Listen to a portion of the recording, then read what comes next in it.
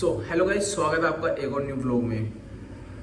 आज की वीडियो ना थोड़ी इंटरेस्टिंग होने वाली है क्योंकि मैं कुछ ऐसी चीज़ें आपको बताने जा रहा हूँ जो मेरे अचीवमेंट्स हैं एंड जो मेरी लाइफ में काफ़ी पहले से एडिड है। ठीक है, लास्ट तक बने रहना ब्लॉग में एंड आपको कुछ इंटरेस्टिंग चीज़ें सुनने को मिलेंगी आज जो रियल बेस्ड स्टोरी पे है। गाइज लोग है ना, काफ़ी लोगों ने ये बोला कि जैसे मैंने 12th कर रखे है। सबसे पहले मैं आपको ये बता दूँ, सिर्फ 12th पास हूँ मैं। तो काफ़ी लोगों ने मुझे ये बोला था कि आप 12th पास हो, आपने आगे पढ़ाई क्यों नहीं की। गाइज उसका भी है ना बहुत बड़ा रीज़न है, कोई छोटा मोटा रीज़न नहीं है, बहुत बड़ा रीज़न है उसका। क्योंकि गाइज मेरी नानी है जो कानपुर में रहती थी, उनकी डेथ हो चुकी थी जब मेरी 12th पूरी हुई थी ना, उसके बाद ही। तो मैं अपनी मम्मी को लेके वहाँ पे गया हुआ था। तो जैसे हम वहाँ से वापस आए थे 15-20 दिन बाद वापस अपने दिल्ली, तो दिल्ली आने के बाद ना मम्मी की तबीयत कुछ ज़्यादा ख़राब हो गई एंड वो एडमिट हो गई एम्स हॉस्पिटल में जो दिल्ली में है। एंड उनके एडमिट होने के बाद मैं थोड़ा उधर बहुत ज़्यादा बिजी रहने लगा क्योंकि पापा करते थे ड्रिंक। तो वहाँ पे बिजी रहने के बाद बहुत ज़्यादा मतलब मेरे को ना स्ट्रगल करना पड़ा, इतना मतलब सेक्रीफाइस करने पड़े उस समय, बहुत ज़्यादा करने पड़े। क्यों? क्योंकि सबसे पहले मैं अकेला था एंड सेकेंड वन वहाँ पे डॉक्टर्स वगैरह ऐसे चेंज होते हैं, day night shift, evening shift, बहुत मतलब शिफ्ट चेंज होती रहती है, कोई है ना एक केयर नहीं कर पाता है। तो इन सब को देख के ना पापा जब आए थे एक बार, तो फिर उन्होंने मुझे बोला क्या नाम है, आपकी मम्मी को वहाँ पे ट्रांसफ़र करवाते हैं सामने जो सफदरजंग हॉस्पिटल है वहाँ पे।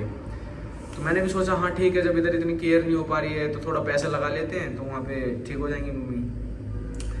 तो फिर पापा गए थे घर पे पैसे अरेंज करने और मैं अपनी मम्मी के पास अकेला था। 5 सितंबर 2020 की बात है जब मेरी मम्मी ने आखिरी अपनी सांस ली थी एंड उनकी जब डेथ हुई थी। तो पापा घर पे थे और मम्मी की डेथ हो चुकी थी एंड इतना टाइम नहीं मिल पाया कि उनको हम सफदरजंग हॉस्पिटल में एडमिट करवा सकें। ये कारण था सबसे पहला। तो फिर बाद में जब हम उस टाइम कोरोना वायरस ही बहुत ज़्यादा फैला हुआ था, फिर हम जैसे वो डॉक्टर ने ना परमिशन भी नहीं दी थी कि मम्मी की बॉडी को आप घर ले जा सकते हो। मेरी मम्मी की बॉडी उन्होंने नहीं दी थी घर ले जाने के लिए। तो वहीं पास में पंजाबी बाग है, उन्होंने इलेक्ट्रॉनिक मशीन में हमने अपनी मम्मी का क्रियाक्रम करा लास्ट। ठीक, एंड फाइनली फिर हम जब घर पहुँचे ना, तो उधर बाबा थे, दादाजी है जो मेरे, पापा जी भी साथ में थे और कुछ रिश्तेदार भी आए थे जो रात रात को आए थे और चले गए थे। तो कई लोगों ने ये सोचा आस पड़ोस के कि कोरोना पॉजिटिव थी तो ये भी उनमें उनके लक्षण पाए जाएंगे इनमें भी। एंड तो काफ़ी ज़्यादा लोग ना नहीं आए फिर।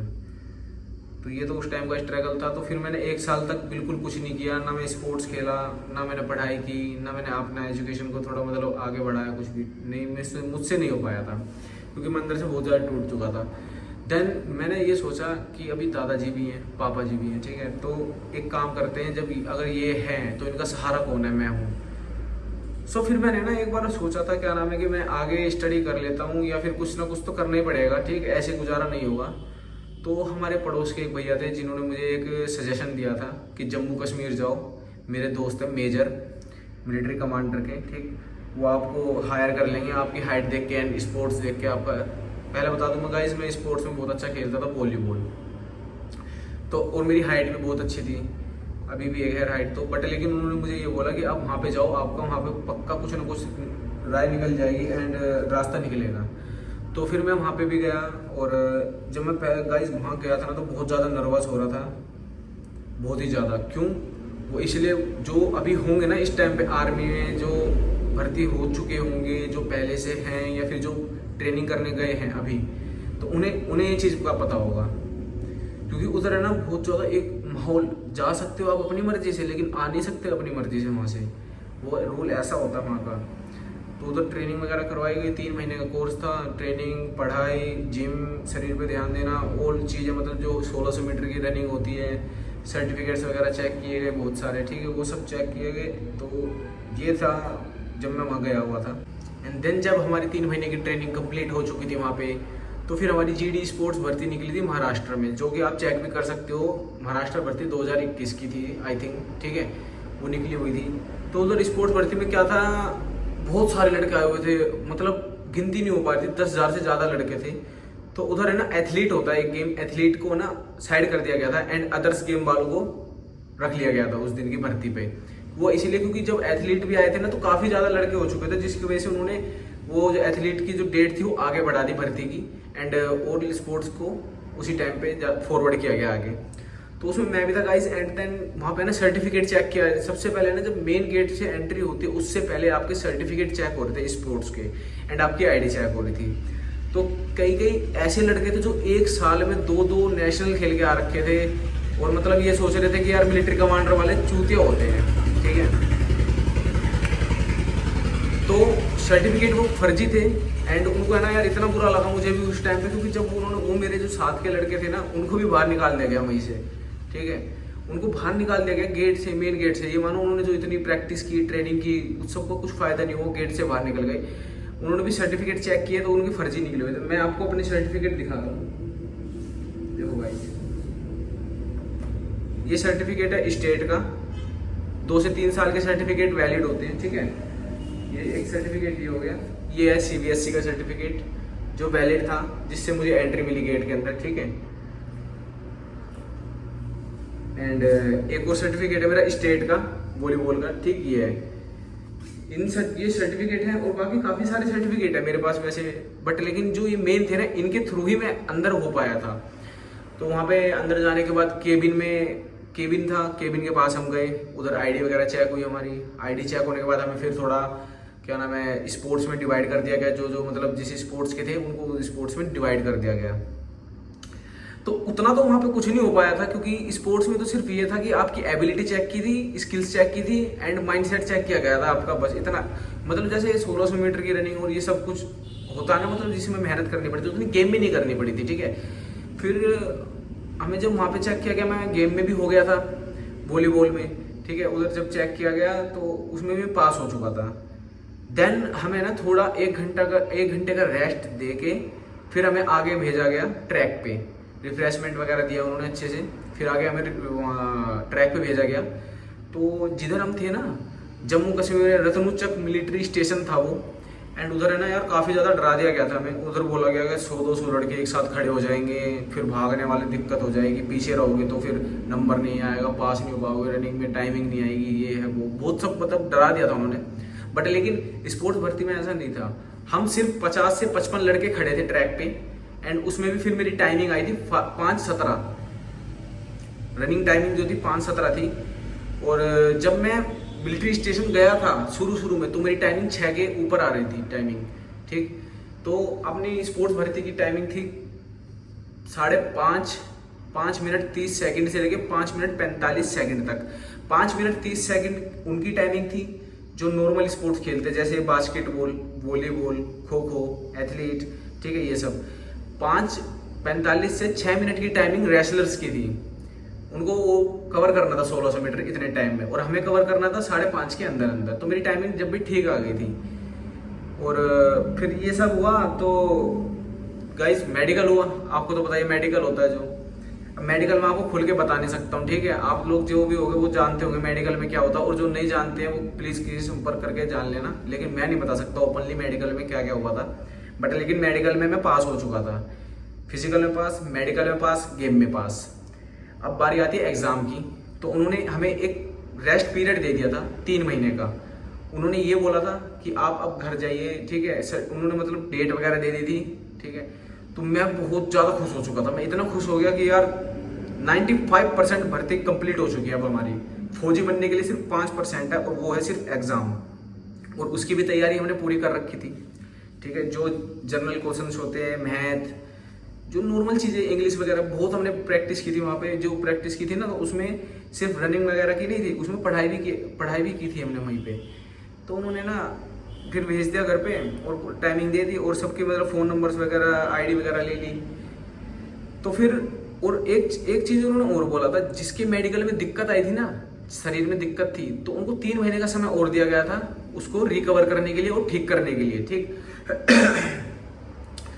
तो जब मैं घर आया तो पापा ही बहुत खुश थे, बाबा जी भी बहुत खुश थे, एंड जिन भैया ने मुझे भेजा था वो भी बहुत ज़्यादा खुश थे। और काफ़ी ज़्यादा जो मेरा फ्रेंड सर्कल था ना, वो भी बहुत अच्छे से मतलब यार मेरे को रिस्पेक्ट दे रहे थे। और जब मैं गया था तो मैं एक लहजा मेरा फौजी वाला बन चुका था। तो वो भी सब दोस्त मेरे को ये बोल रहे थे, यार तू तो फौजी जैसे बातें कर रहा है, और काफ़ी ज़्यादा मतलब बदल गया है, ठीक। तो बहुत अच्छा लगा था ये सब कुछ जब हो रहा था। बट लेकिन वो जो उन्होंने हमें डेट दी थी ना 3 महीने की, वो उन्होंने कैंसिल कर दी। भर्ती कैंसिल नहीं हुई थी, एग्जाम कैंसिल हुआ और वो रिकंडक्ट हुआ 2023 में, आई थिंक 6 महीने में हुआ था। आप इस चीज को यूट्यूब पे सर्च कर सकते हैं, महाराष्ट्र भर्ती कैंसिलेशन जीडी 2021, ठीक है। तो उसमें आपको डिटेल में पता चल जाएगा। वो हमारी भर्ती, उस भर्ती में मैं था ना, तो वो कैंसिल हो चुकी थी, एंट्री कंडक्ट की गई थी 2023 6 महीने में। तो हमें कोई प्रॉब्लम नहीं थी, तब भी हम खुश थे, चलो और टाइम मिल गया, अब थोड़ा स्पेंड करेंगे अपने घर पे टाइम, तो जब भी खुश थे। बट लेकिन भाई मेरी तकदीर में कुछ और ही लिखा हुआ था। क्यों? क्योंकि भाई फिर उस टाइम पे 2023 में होती है पापा की डेथ, एंड डेथ होने से पहले भी बहुत ज़्यादा सेक्रीफाइस हुए, पढ़ाई वगैरह फिर छूटी, फिर स्पोर्ट छूटा, फिर रनिंग छूटी, एंड पापा की तबीयत इतनी ख़राब हो गई कि उनको प्राइवेट अस्पताल में एडमिट करना पड़ा, राजा हरिश्चंद्र हॉस्पिटल, ठीक है, जो दिल्ली में है, नरेला के पास। तो उस प्राइवेट अस्पताल में खर्चा इतना लगा, कम से कम भी 4-4.5 लाख रुपए लग गए थे। प्लॉट बेचा, जिस घर में हम रहते थे ना, वो तो हमने नहीं था, बट एक और था जो हमारा हटके प्लॉट, हमने वो प्लॉट भी बेचा, वो 6 लाख कुछ समथिंग गया था। एंड फिर बाद में पैसा वहाँ पे लगा बहुत सारा। तो डॉक्टर ने फिर ना, मतलब ट्रीटमेंट वहाँ बहुत अच्छे से हो रहा था, वहाँ पे नर्स भी साथ में थी, अवेलेबल रहती थी, एंड खाना पीने का भी, एंड रूम वगैरह फैसिलिटीज काफ़ी अच्छी थी। बट लेकिन जो मेरे पापा को दिक्कत थी वो थी लीवर इन्फेक्शन, ठीक, उनकी किडनी एंड लीवर दोनों डैमेज हो चुके थे एकदम बिल्कुल। तो फिर डॉक्टर ने एक बार मुझे बुलाया एंड बोला, जो स्पेशलिस्ट थे लीवर इन्फेक्शन के स्पेशलिस्ट ने मुझे बुलाया, एंड उन्होंने मुझे बोला कि बेटा देखो, ट्रांसप्लांट करना पड़ेगा आपके पापा का लीवर, अगर कर सकते हो, अफोर्ड कर सकते हो इतना पैसा तो बताओ, कर देंगे, वरना फिर कोई चांस नहीं है। तो मैंने पूछा सर बताइए कितना पैसा है, तो उन्होंने बताया 45 से 50 लाख रुपए लगेंगे लीवर ट्रांसप्लांट के, एंड उसका भी कुछ गारंटी वगैरह नहीं है, और उसका भी कुछ भरोसा नहीं है, क्योंकि अगर आपके पापा ने दारू पी तो फिर वो भी डैमेज हो जाएगी। तो मैंने बोला सर इतना तो पैसा नहीं हो पाएगा। तो उन्होंने बोला बेटा कोई बात नहीं, वो ठीक भी नहीं होंगे, देखो बुरा मत मानना एंड बैड फील मत करना, आप अपने पापा को घर लेके जाओ और उनकी सेवा करो जब तक कर सकते हो। सो गाइस, मैं पापा को लेकर डिस्चार्ज करवाया मैंने उस हॉस्पिटल से, एंड पापा को लेके मैं घर आ गया, एंड सिर्फ और सिर्फ 15 दिन या 20 दिन गुजरे थे। अभी ये 14 जुलाई आने वाली है, जो इस तारीख को मेरे पापा की डेथ हुई थी, एंड 14 जुलाई को 2 साल पूरे हो जाएंगे मेरे पापा की डेथ को। तो फिर पापा की जब डेथ हुई तो बस भाई उसके बाद तो हाथ जोड़ लिए मैंने, पढ़ाई से, गेम से, स्पोर्ट्स से। भर्ती में देख सकता था, बट लेकिन एक अंदर से है ना वो फील आ रहा था कि ये करना किसके लिए है, अब जिसके लिए सपने बुने थे, जिसके लिए सब कुछ करना था, जब वो ही नहीं रहे इंसान तो किसके लिए करना है। फिर रह गए थे दादाजी को मैंने गाँव में भेज दिया था, ठीक है, वो अपने गाँव चले गए थे, मैं अकेला रहने लगा था फिर यहाँ पे। सो गाइस, वीडियो को ना ज़्यादा बड़ा नहीं कर सकते, मैं बस मेन जो रीज़न था ना जो मेरा बताने का वो यही था कि मेन जो मेरा जो पढ़ाई छूटी मेरी जो, और स्पोर्ट्स छूटा, एंड ये सारे अचीवमेंट्स ऐसे कैसे रखे रह गए। एंड मैं आपको और अचीवमेंट्स दिखाता हूँ, देखो, महात्मा गांधी राष्ट्रभाषा हिंदी प्रचार संस्था, ये देखो भाई, सर्टिफिकेट है भाई, मेरे काफी ज्यादा सर्टिफिकेट्स रखे हुए हैं। ये एडिशनल गेम था एक थ्रोबॉल, उसका भी सर्टिफिकेट है, एंड जोनल्स वगैरह के, स्टेट के काफी ज्यादा सर्टिफिकेट्स हैं मेरे पास। एंड एक चीज और दिखाना चाहता हूँ गाइस आपको, ये रहा 12th का सर्टिफिकेट मेरा, ये रहा, ये जो 12th का सर्टिफिकेट है ना, मैं आपको इसलिए दिखाना चाह रहा हूँ क्योंकि इस समय मैं बाहर था, मैं नेशनल के ट्रायल्स दे रहा था। जब बोर्ड्स के एग्जाम होते हैं तो कितना प्रेशर होता है कि स्टूडेंट के ऊपर, वो क्या करता है, वो पढ़ाई करता रहता है दिन रात, बट लेकिन मैं उस टाइम भी बाहर था। एंड आप मेरे ग्रेड्स देख सकते हो, ग्रेड्स कितने आए हैं मेरे, चेक करना गाइस। सो उसके बाद में पढ़ाई में ना काफी ज्यादा अच्छे, मैंने मतलब 84% मैंने मार्क्स गेन कर लिए थे बाहर रहने के बाद भी। बट लेकिन यार वो तकदीर में बोलती नहीं, कुछ जब लिखा ही अलग है, तो आप कितनी भी मेहनत कर लो, कितना ही पैसा उसमें 100% का 200% दे लो, आप नहीं हो पाएगा आपका वो।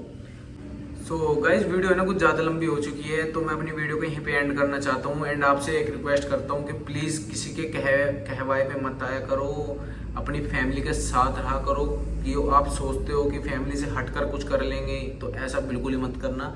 अपनी फैमिली को साथ लेके चलो, ठीक, एंड फैमिली के साथ आप भी चलो, ठीक है, हिसाब से। सो गाइस आज की वीडियो में इतना था, एंड बाकी जो आपके क्वेश्चंस होंगे उसको मैं आप कमेंट्स में कर देना, मैं आपको उसका रिप्लाई दे दूँगा ज़रूर, जो भी मुझसे रह गया होगा, क्योंकि मैंने तो फटाफट जो भी बोलना था मैंने बोल चुका हूँ। बस मेन रीज़न मेरा यही था पढ़ाई छोड़ने का एंड स्पोर्ट छोड़ने का। जो मेरे अचीवमेंट्स हैं बहुत सारे हैं, मैं आपको दिखा दूँ तो ये देखिए अचीवमेंट्स, ये सारे सर्टिफिकेट्स हैं मेरे, ये सारे सर्टिफिकेट्स। सो गाइस ये तो ऐसे कैसे रखे रहेंगे क्योंकि इनका कुछ फ़ायदा नहीं हुआ। सो गाइस आज की वीडियो में इतना था, एंड अब मिलते हैं अपनी नेक्स्ट वीडियो में एक मज़ेदार एंड इंटरेस्टिंग चीज़ लेके, जो कि मैं आपको दिखाऊंगा बाहर जाके, ठीक है। अब जो मुझे बताना था, मैंने जो रियल बेस्ड स्टोरी थी जो मेरे ऊपर, जो मैं बता चुका हूँ आपको। काफ़ी लोग के जो क्वेश्चंस होंगे मुझको जो पूछना चाहते थे, वो सब कुछ जवाब मिल चुके होंगे कि पढ़ाई आगे क्यों कंटिन्यू नहीं की। एंड यार जब ऐसा होता है ना, तो सिर्फ वही इंसान जान सकता है जिसके ऊपर बीती हो।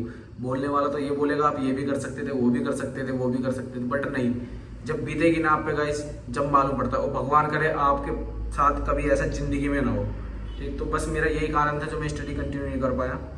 बाकी गाइस मिलते हैं अपनी नेक्स्ट वीडियो में, एक मज़ेदार आने वाली वीडियो। एंड अपना एंड अपनी फैमिली का ख्याल रखना। ओके, टाटा बाय बाय।